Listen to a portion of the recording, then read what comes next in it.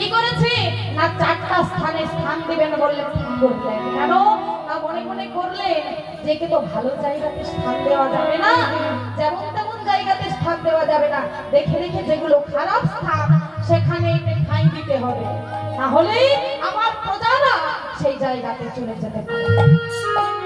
তাই কি করলো চারি স্থানে তুমি সদা করিবে বসতি,